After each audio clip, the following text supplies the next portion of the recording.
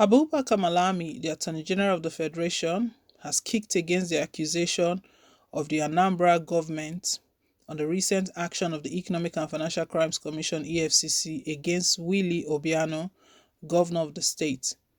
The cable had reported on Tuesday that the EFCC, in a letter dated November 15th and addressed to the Comptroller General of the Nigerian Immigration Service (NIS), asked to be informed whenever Obiano is seen attempting to travel out of the country. It is not yet clear why the anti-graft agency placed Obiano on a watch list, but sources said the Anambra governor is being investigated by the commission.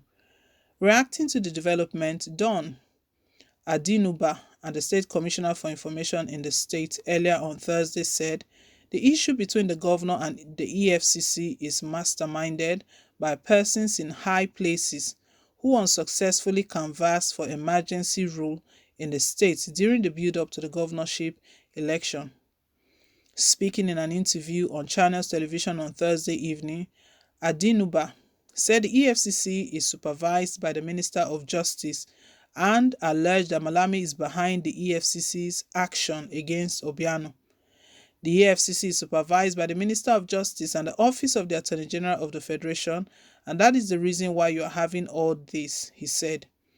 I'm sorry that it is extremely difficult to hear a favorable judgment about the conduct of the Office of the Attorney General in the last 4 years or thereabouts.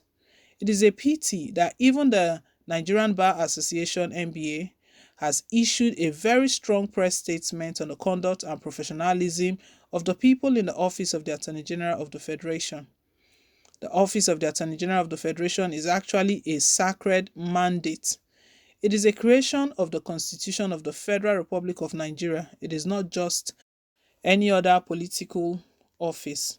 About 2 months ago, I was on this program and I did tell you that the attempt to impose emergency rule on Anambra State was politically motivated. Events have proved me right. I have been vindicated.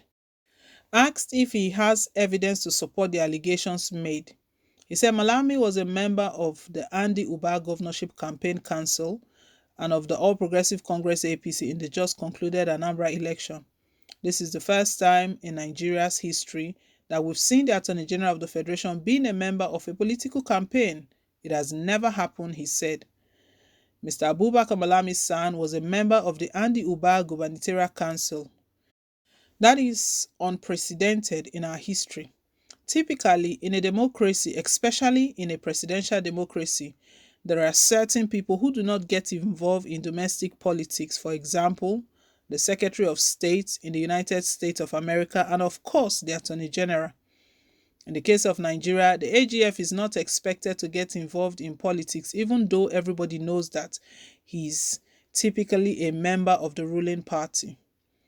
Reacting to an inquiry sent by the cable, Umar Gwandu, Malami's spokesperson, in a statement said the Attorney General of the Federation (AGF) does not interfere in the activities of the agencies and institutions of the federal government.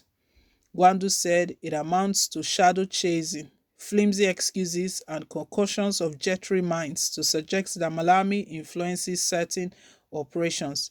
It is important to state that the Attorney General of the Federation and Minister of Justice neither interferes with nor dictates the operations of any of the federal government agencies and institutions that he statutorily supervises, the statement reads.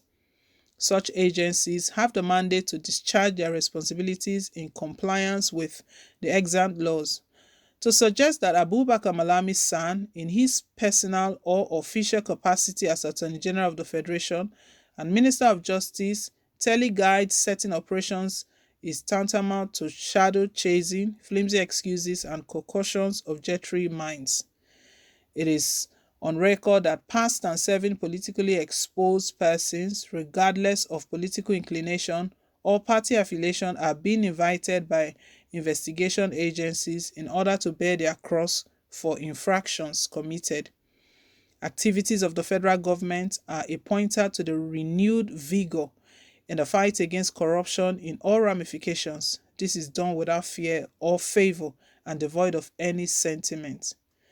The officers concerned should focus their energies and vocal dexterities in providing their innocence or blaming their inactions, commissions, or omissions, and not the Honorable Attorney General of the Federation. It's a pity that we have such a people in the country that if they could not see the sun in the morning, they will, without any justification or scientific inquiry, jump into the conclusion and claim that the Attorney General of the Federation hid the sun or Malami caused disappearance of the sun to elongate the night. The Attorney General of the Federation, the reasons our fingers are pointing to him is that he is in charge of the EFCC. Remember Ibrahim Magu? It was Malami that removed Ibrahim Magu. We know Magu was crying at that time. No one heard him. He was crying that what is happening to him is a case of dog eat dog. He knows his hands are not clean, and those people who wants to get him out, their hands are not clean as well. But he refused to open up. He just left Nigerians with that what was happening to him was a case of dog eat dog. Malami successfully removed uh, um, Ibrahim Magu and put his boy there, put Bauer there. And we know very well Bauer is very loyal to him. So if he calls Bauer in the night that I need you to investigate this person, I need you to investigate this governor, investigate this politician, he has no other choice but to do that. Recently his talks have been going on that Malami is now like the main force behind presidency. A cabal used to exist, and the head of that cabal used to be Abba Kyari, the late Abba Kyari. Now he's gone. It looks like Malami is now the one in charge, because there's nothing that happens in the country, his name is always mentioned. So because right now his spokesperson who reacted is stating that everyone is just blaming Malami for nothing. But the truth is that the fact that his name is being mentioned in every case is a cause of concern. Even the Justice Odili's siege, Malami's name was mentioned. Everything, Nnamdi Kanu, Sunday Igboho, all of them. And right now, it's Anambra governor, Willie Obiano, who is tenor. He's just rounding up because we already have a governor-elect in the person of Charles Chukwuma Soludo.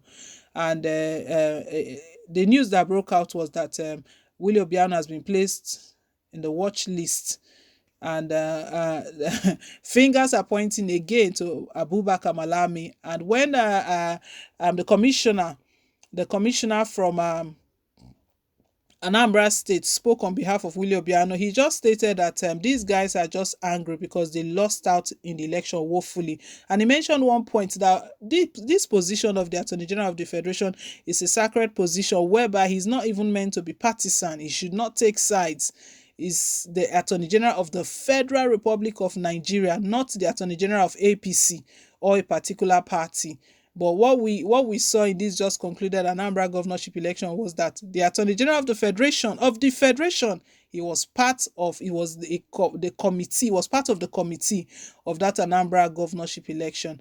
And because the election did not go the way they wanted, their manipulations and their permutations did not play out the way they want. Willie Obiano, they want to release fire on Willie Obiano. Well, guys, let's hear your own take. Thank you once again for staying tuned. Please don't forget to give us a thumbs up. Click on the like button. If it's your first time, please hit on the subscribe button. God bless you. Till I come your way again with more updates. Bye.